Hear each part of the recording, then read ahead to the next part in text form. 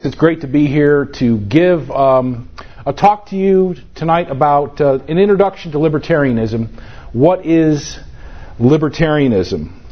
Well, it's something I've been doing kind of informally for a very long time. And introducing somebody to libertarianism is really not that easy, although it's gotten a lot easier over time. When I first started being involved in libertarianism, I was a freshman in college. And no one had really heard of libertarianism or the Libertarian Party. They couldn't spell it.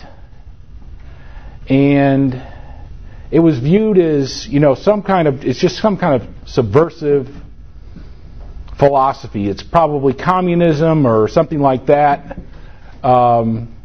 As a matter of fact, when I got involved with it and I heard about the libertarian philosophy and the party, and the first thing I did was I started passing around literature at my college, in my dorm, and I would put signs up on the bulletin boards and talk to my friends about this.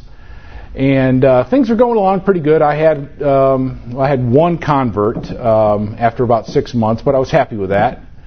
And then I got a call that I had to report to Brother Garnett. And I was in a Catholic college, St. Bonaventure University. I was living in a dorm. And Brother Garnett, or Father Garnett, was a very tough cookie. He actually lived in the dorm that I was in. He was a former Marine colonel. And the Franciscan friars at St. Bonaventure are the guys that wear those brown robes and sandals. And this is up in New York State. It's very cold in the wintertime. There's a lot of snow. And this guy would walk around campus with just that brown robe on and sandals, no socks, going through the snow. He was a very tough cookie, reputed to have literally not beaten up students, but had his forceful way with them. So when I was summoned to his room, I was thinking, what in the world have I done? And there was a little bit of a list of things that I could have been called in for. But it turns out he had somehow found out that it was me who was putting this libertarian literature around campus. And he called me in to say, you must stop this. This is subversive. This is un-American. This is dangerous. You're going to ruin your life. You're going to ruin your professional career. You're going to get kicked out of college. And despite all that, I was relieved to hear that that's what I was being called in for. And believe me, none of you are going to get called in for being a libertarian nowadays. It's still kind of hard, though, to introduce a group to libertarianism, right? Because you might be interested in it for a variety of reasons. You might be in it for the philosophy, the philosophical issues. You might just hate the Democrats and the Republicans. You might need a good idea for a term paper or some bonus points in some class. Or you may have heard about it on The Daily Show or from Bill Maher or something like that and just think it's cool. Or you may be upset about the Iraq War or the spying on American civilians the federal government's doing. So you could be coming here for a variety of different reasons from a variety of different angles, and I'm going to try to cover some of those. And the first is philosophy, because at heart all libertarians share a same basic philosophy that's very different from conservatives and liberals. The conservatives and the liberals have a philosophical basis in European philosophies, usually some kind of socialist type of philosophy that they're drawing from for their liberalism, the modern liberalism or modern conservatism. That's really where they're coming from, where the libertarian philosophy is an American philosophy. And I'm not just doing that to badmouth my opponents. Well, actually I am. But you really do have a sense that libertarianism is an American philosophy because this is where it started. It's a very individualistic philosophy, and that we believe in the individual, and we believe that the individual is what matters, that society only consists of individuals, and there are no other sort of collectivist or collective goals. Okay, we're not part of the collective. We are individuals that matter in and of our own self. And that's a very an American tradition. Second part of this philosophy is property and property rights. And a lot of what the libertarian philosophy is about property rights. That you not only have the right to yourself, the right to be free, the right not to be enslaved. And this is not just a law that's passed that we're seeking to pass. This is something we believe exists, that you have those human rights. But that you also have the right to justly acquire property and to do with it as you wish, to dispose of it as you wish, and that's very important to individuals. And this libertarian philosophy is also what economists would call anti-mercantilist. And I'm an economist, so you're probably going to get a little bit too much of that stuff here tonight, but we're against government intervention in the economy. We're against government meddling in the economy, and of course we're especially against government favoritism, which ultimately a lot of that government intervention leads to, where one group of people get special benefits at the expense of others. Okay, so all of those components of individualism, of property rights, and of being anti-government intervention are rolled into this libertarian philosophy. Americans come from unique groups of people. The people who founded this country, a lot of them were orphans. A lot of them were religious dissenters from Europe. And then, of course, a lot of them were serfs or slaves. Okay, so we didn't really come from a group of favored citizens. We came from the downtrodden groups of Europe, the people who were had the least advantage in society. Okay, either from their government or from society itself. And libertarians believe that people should be able to control their own lives, even to do to themselves what the rest of us consider harmful. Okay, so that we have the right not just to do the ordinary, the everyday things, but we actually have the right to do whatever we want to our own persons, to our own selves, to our own property. And that means allowing people both the liberty and the individual responsibility over things like drug and alcohol use, or fast cars, or skydiving, or whatever it happens to be. And the idea that we'd allow the government to somehow monitor our behavior and somehow to be our little nanny over what we can and cannot do really goes against the whole libertarian philosophical creed.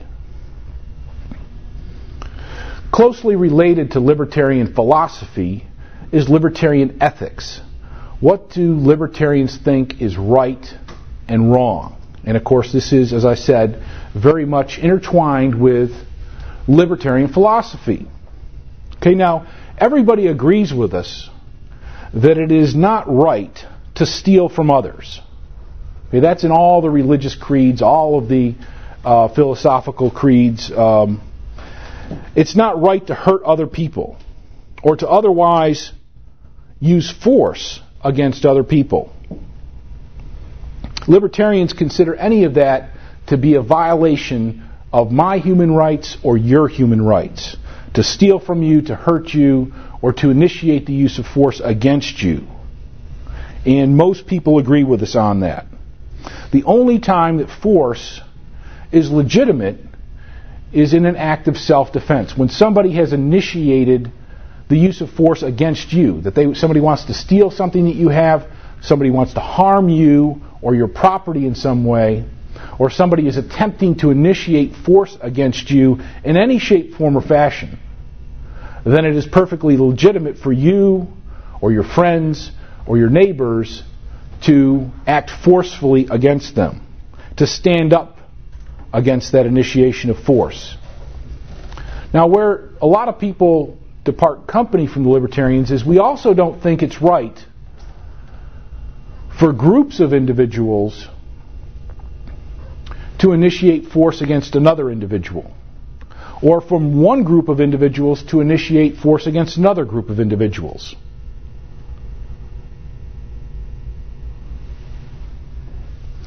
So that if it's two people who decide to use force against a third person, then that still isn't right. That's still robbing somebody. Or if it's three people, or if it's 3 on 2, or if it's 5 on 1, or if it's 5 on 5. It doesn't matter if you go from the individual level up to higher levels. Taking things away from people is wrong. And we're against it.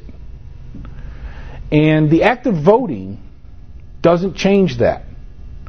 If you've got 101 million people voting one way and 99 million people voting the other way, and the 101 million people want to take away property from the 99 million people, we still don't think that's right. Okay, so if you're increasing the number of people who agree to take money or property from another individual or another group of individuals doesn't change whether the action is right or wrong.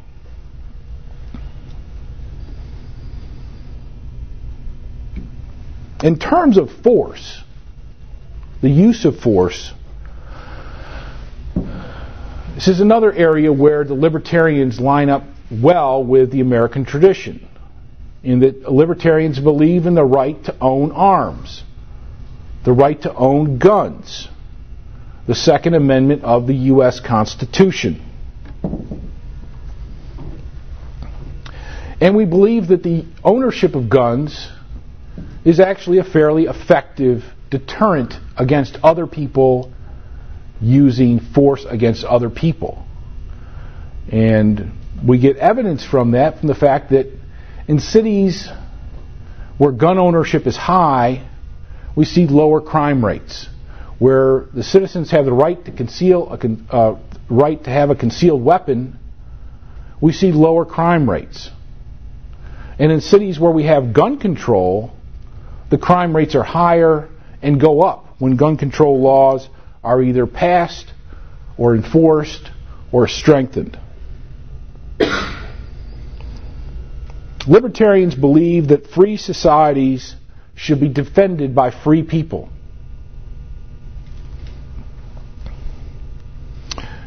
So traditionally, most libertarians have been against the idea of having standing armies, of having large standing armies in existence in society.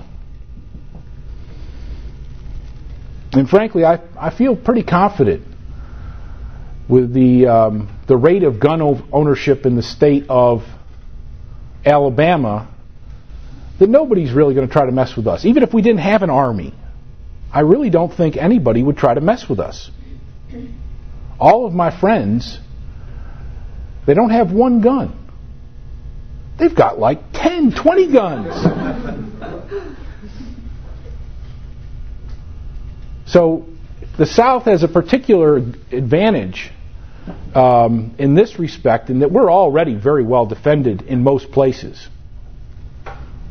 And in Auburn, I feel very well defended. I have like 3 friends who have more than one gun cabinet in their house.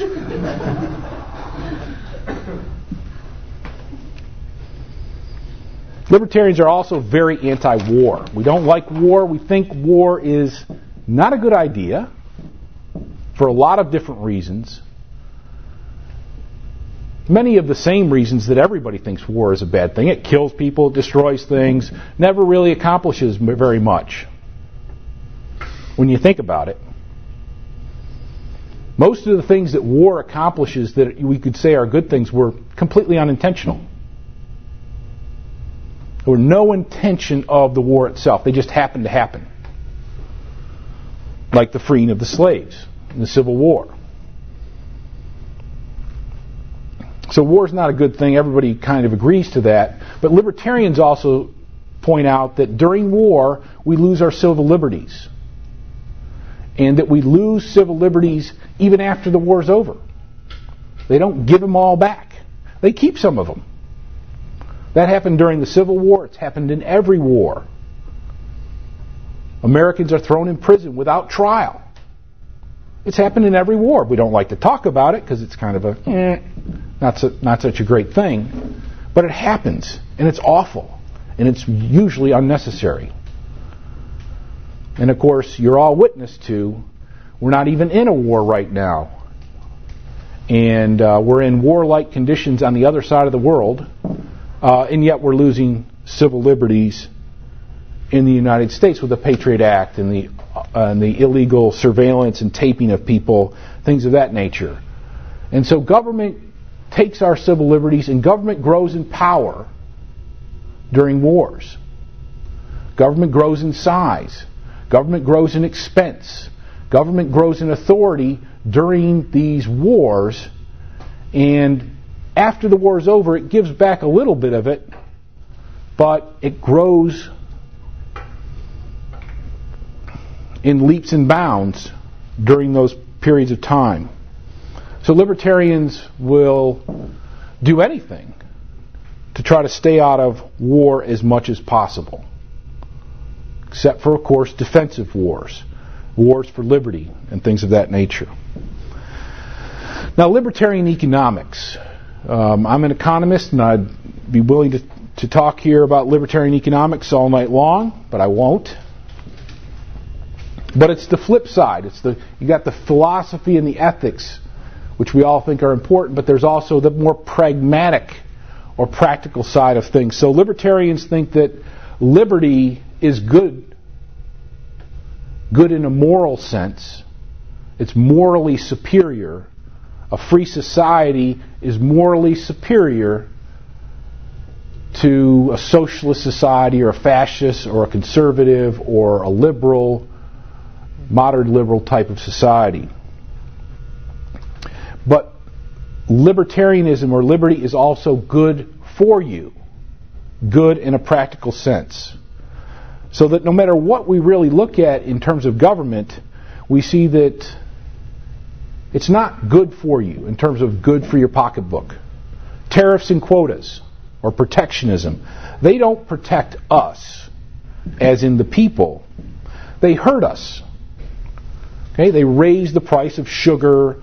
They raise the price of all sorts of goods when they impose tariffs and quotas on imports into the United States. And libertarians don't really like things like NAFTA type approaches to free trade. We like real free trade where we just say, we don't care what you do, but we're free traders. And we're free traders with everybody. We don't pick sides. We don't pick particular goods to protect.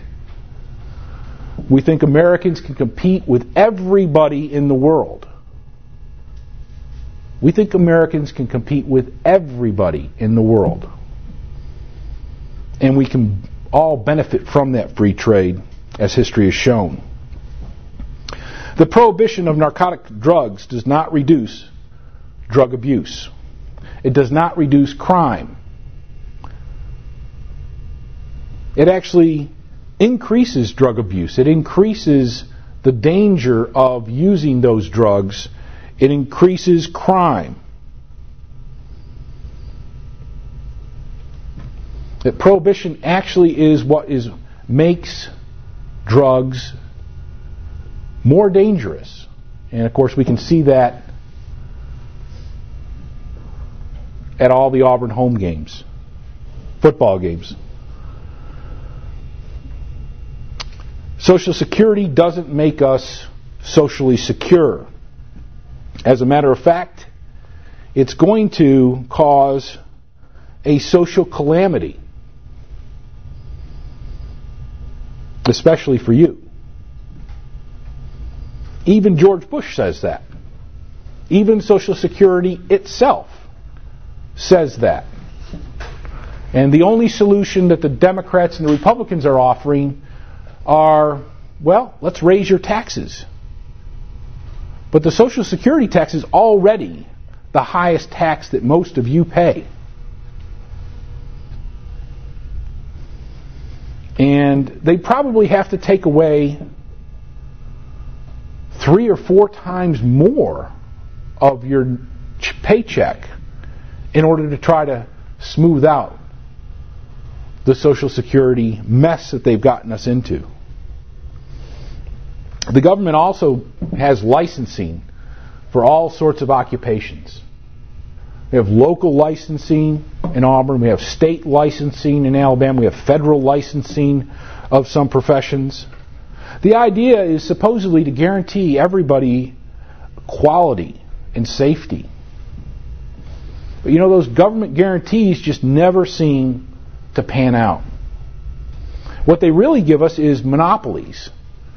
Like with the medical profession, they give doctors a monopoly, and so the doctors charge high prices and you have limited access to their services. And if you have a doctor's appointment, I think the average wait time now for a doctor is approaching about an hour.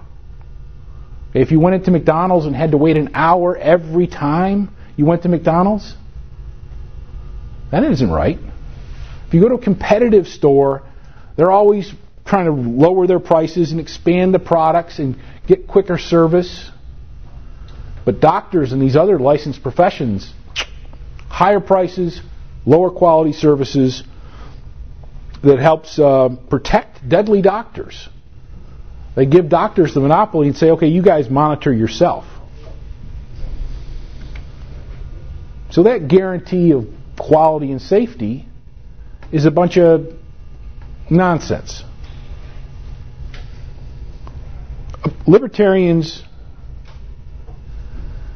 believe and see that government doesn't work. As a practical matter, government just doesn't work.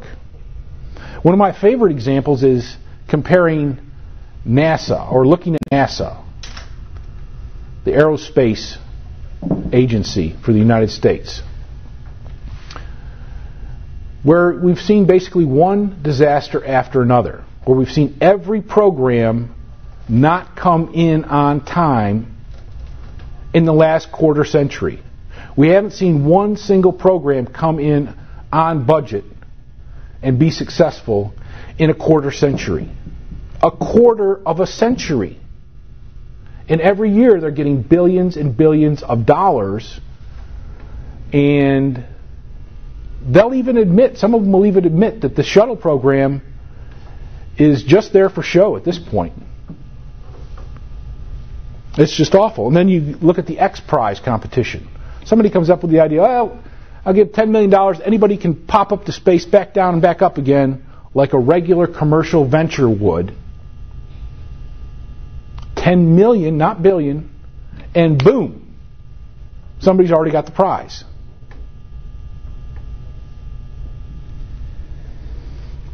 Or you look at the post office versus FedEx. The post office versus FedEx. Do I need to say anything about that? 9/11. It's a touchy subject. But as far as my count went at the time, we had 11 federal bureaucracies plus the U.S. military that were supposed to prevent that kind of thing. That was kind of like their major thing that they were supposed to do. 11 of them, plus the military. And the terrorists got by all of them. And the investigations indicate that these people really weren't all that professional. That they really weren't professionally skilled in what they were doing. That they left clues all along the way. I mean, if you tell a flight instructor, you really just want to learn how to take off. You don't really care about how to land. Hello? That's a clue. The only plane that was stopped in that whole terrible day was done by a bunch of private citizens who volunteered on the spot and died in the process. I don't see how that could be any clearer to people. The failure of government to protect us. I should have brought in a list of those bureaucracies. But of course we all know that not one person lost their job because of that. Not one person really got demoted or fired. Nobody's budget got slashed.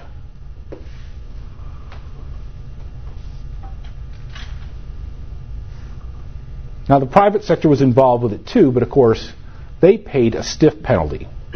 The owners of the corporations like the airlines and that kind of thing, they lost billions of dollars by the end of the day. Okay, they were penalized for their role in that. The bureaucracies, what did they get? They got much bigger budgets. They got much grander authorities over our lives as a result of their incredible failures. And those type of examples are out there continuously. And I think a few Americans are starting to realize that this government ain't working at all for us. The John Lee Malvo sniper thing was a pretty good example as well. Here you've got this guy going around shooting people on a regular basis.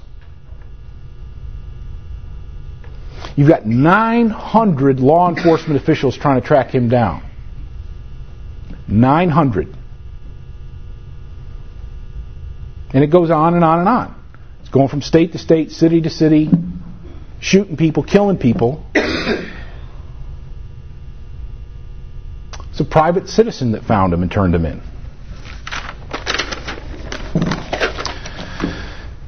Okay, libertarian politics.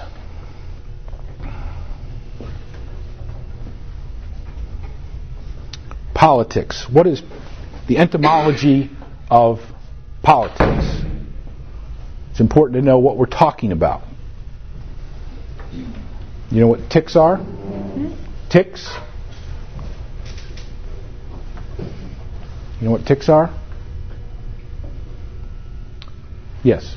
Blood-sucking bugs. Yeah, they're blood-sucking parasites. You know what poly means?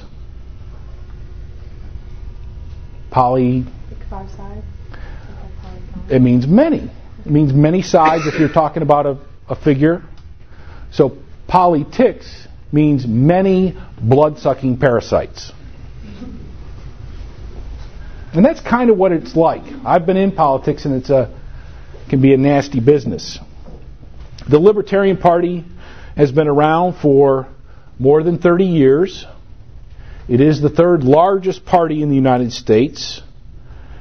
There are elected officials in most of the states. There are over 600 officials elected, mostly at the local level. The party is organized in all 50 states. It has 250,000 registered voters, but that's kind of misleading because many states don't have registered voters. In the state of Alabama, you do not register as a member of a particular party.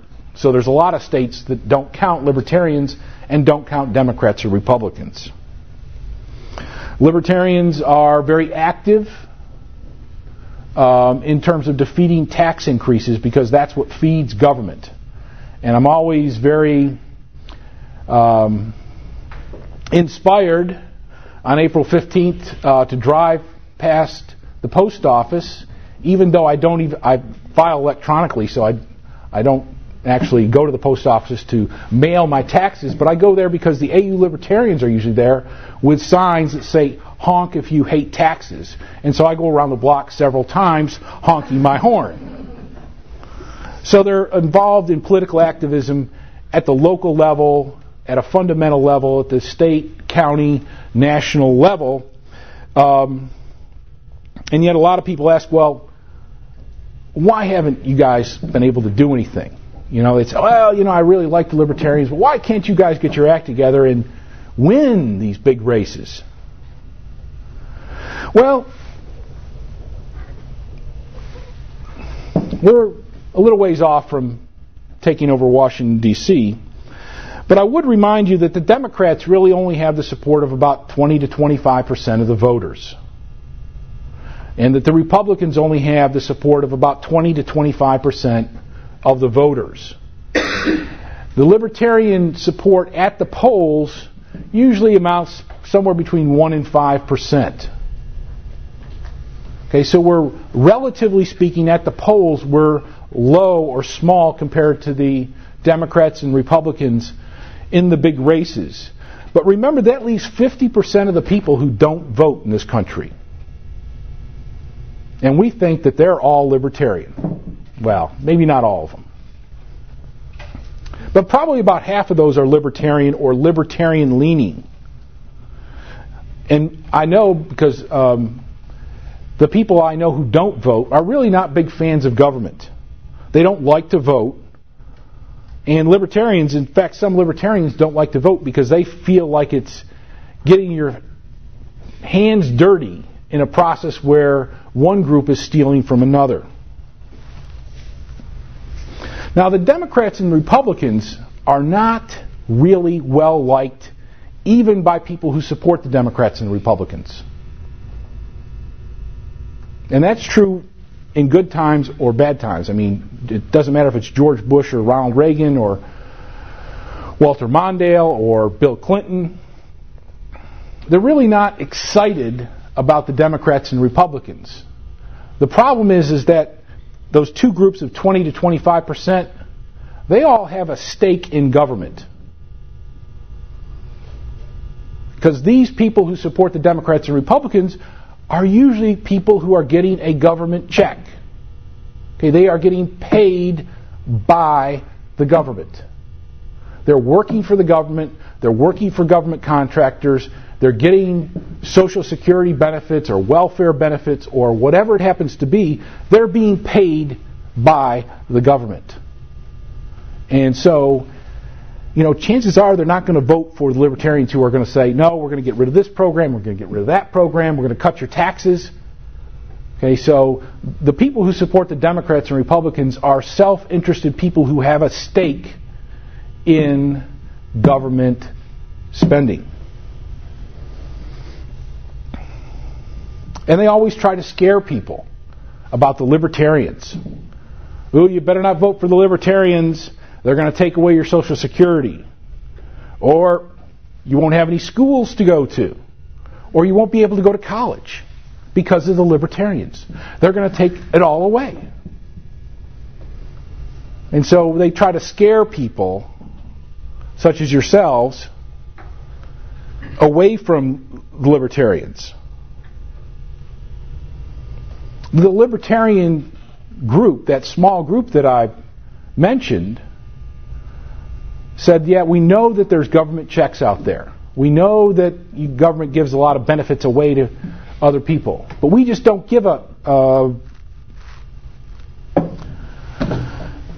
whatever. We don't care. We don't want it.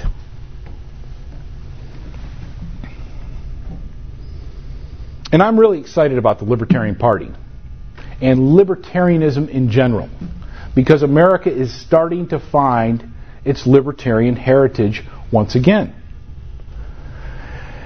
In the 1970s, the number of libertarians could easily fit in this room. The number of people worldwide who called themselves libertarian could fit into this room.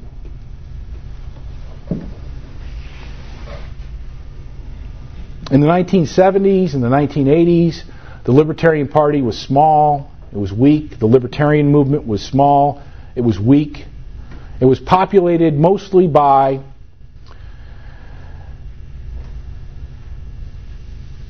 nerds and geeks, people who are way too smart for themselves. Libertarian events were like Star Trek conventions, all guys. Things have really, really changed in my experience. As a matter of fact, when this club first started, and it's been around a long time, 15, 20 years, I was the first faculty advisor for this club. We had a discussion that said basically, why should we go through all of the process of becoming an official club at this university when we're probably not going to be around for very long? Okay, so to see this club doing as well, being as active and effective on campus, to me, is very satisfying, very gratifying. And in contrast to the Star Trek days, and I do admit to being a Star Trek fan, although I've never worn the uniform or been to a convention. Today, it is cool to be a libertarian. Okay, it's cool to be a libertarian. Clint Eastwood is a libertarian. Mel Gibson is a libertarian. Tom Selleck is a libertarian. Penn and Teller are libertarians. Dave Barry, the comedian, is a libertarian. Drew Carey is a libertarian. Richard Branson, the guy who owns Virgin Airlines and Virgin Phones and Virgin Records and all that stuff, is a libertarian. Trey Parker, the creator of South Park, is a libertarian. So is Howard Stern. About half of the popular science fiction writers are libertarian. John Stossel of 2020. I know many of you probably don't watch 2020, but I would highly recommend it, and I would particularly recommend John Stossel's segments on there. The most informative television going, and it's just wonderful stuff, as well as Bill Maher and many others, many musicians, John Popper of the Blues Travelers, and a host of others, Rush. Libertarians are coming out of the closet, and what we're finding is that there's just tons of very successful people. And the Libertarian group, the Libertarian Party, continues to be a group of individuals who, as far as the surveys are concerned, show that the Libertarians are the smartest political party and the most productive and have the highest income. We're just having a little trouble spreading the news to everybody else, and I hope that you guys have all benefited from me being here and will help spread the news in years to come. Thank you very much.